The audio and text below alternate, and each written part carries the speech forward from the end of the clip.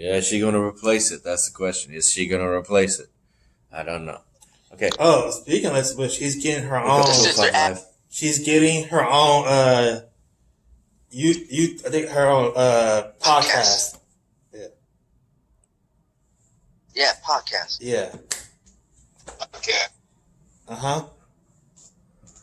On the WWE Network. Yeah. No, son. Yeah.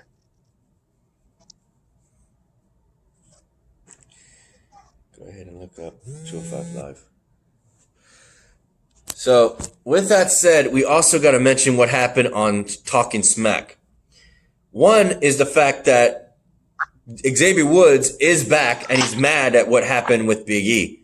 But he made his statement saying that they did what they did during their career and they're looking forward to Big E moving forward, getting his opportunity that he rightfully deserves.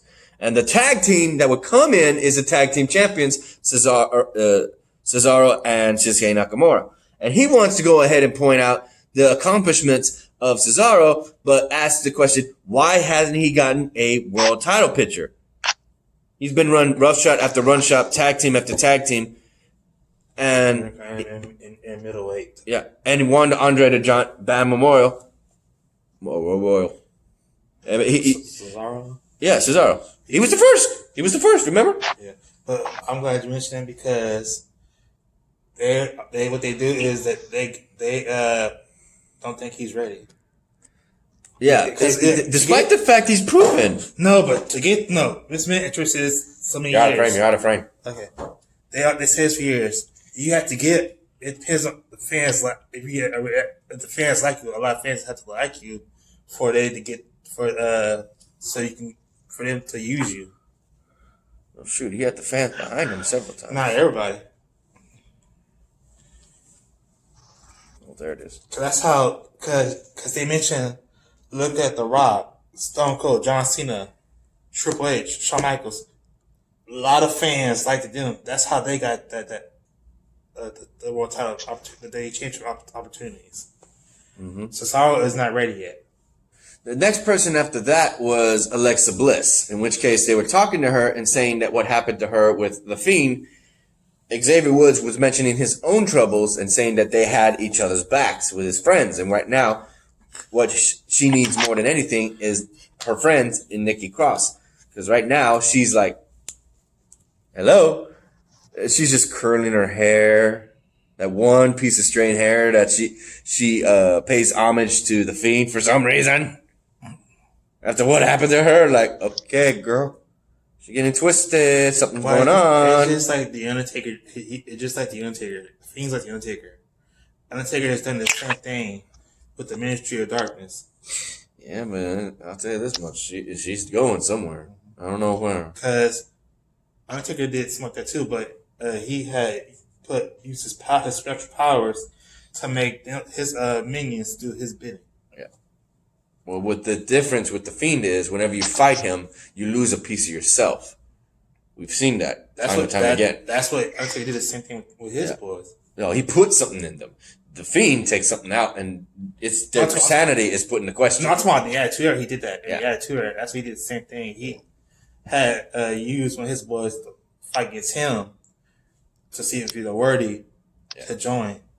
Well, he's not doing that. Yeah. The Fiend's not doing that. Yeah. Anyway, the last person would be Jey Uso, and he had silly string in his eye. It's like he got silly string. He was the one who brought the silly string, and Xavier Woods tossed it back in his face. It's like, ah! So he got his quote saying that the words that was said by Roman Reigns, saying that your brother would have been a better choice. He said they always done that when they were kids. They always did that. So this ain't nothing new. Is that he plans on going? Damn, wow. He plans on trying to beat his cousin Roman Reigns and take that championship because he's all giddy as hell. Like this, he's all shaky. He's like, woo! Just the fact that he's going to be in a world title picture, he's happy. So, as far as I'm concerned, this is just iffy as hell. What are your thoughts on that, Mikey? I'm talking smack. Mikey! Oh my, who you talking to? He said Mikey! He said your name. He probably didn't hear you say his name. What do you think about talking smack? But it's a fun, entertaining show. I mean, can't blame Jay Uso for spraying that, wherever that spray you call it. Silly string. That strings. Silly string. Yeah. Silly string, excuse me. The silly string to celebrate Xavier Woods' birthday, but Xavier Woods' birthday got screwed thanks to Sheamus. Unbelievable. You, Chris? I'm happy to see Xavier Woods back at Talking Smack, the original co-host of Talking Smack.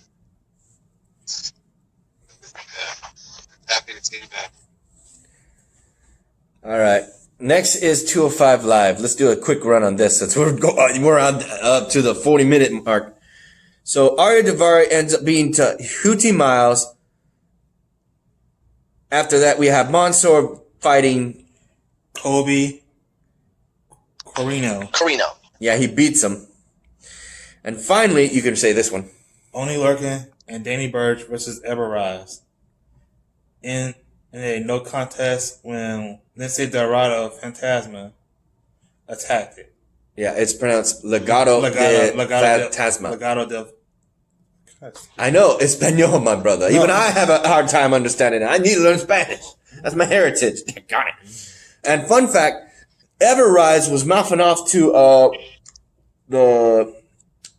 one of the commentators saying that they got distracted and lost their match thanks to him mouthing off. Like, what the? I didn't say nothing. What?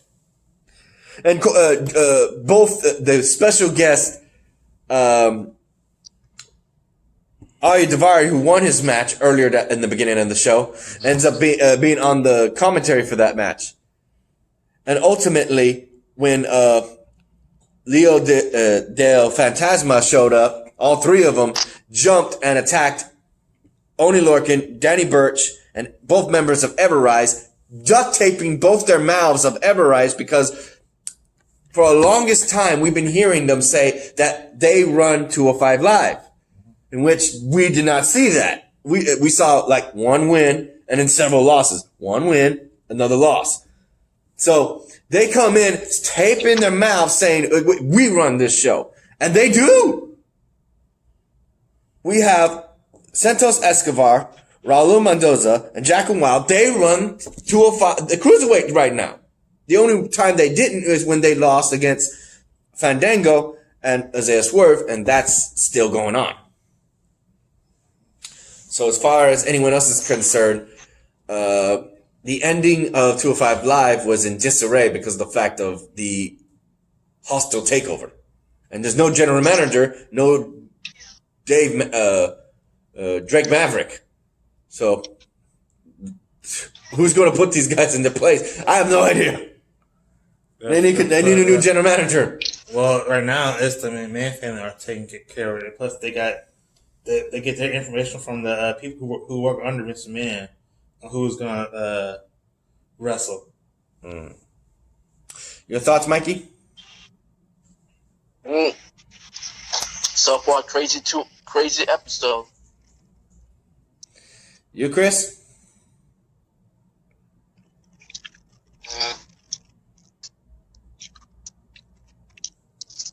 It was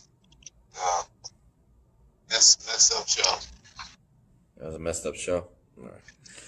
All right. For Mikey, there's a former WWE legend who wants to come back to WWE. Who? Muhammad Hassan. You gotta be shitting me. No. We'll have to wait and see on that one. All right, boys. I'm gonna speed run through this part because we need to end this video. It's 43 minutes in. Let's go. A shout out to our fellow brethren of the Heavens Monsters podcast. A shout out to Xavier Hill, Mike Henry, and Andre Mitchell. A link to their YouTube channels will be in the description down below. A shout out to Chris Petrie and Mike Henry and Renee Farrell and Delvin. And let's go ahead and close it, boys. You like this video? Give it a thumbs up. you didn't give it a thumbs down. Hit the subscribe button, like the content, hit that notification bell for the next Heavens Monsters podcast. Tell them what's up, Mikey. And that's the bottom line. That's the Heavens Monsters podcast. If you said so, in the next video, this coming weekend. If you smell what the lion is cooking. Peace out, y'all.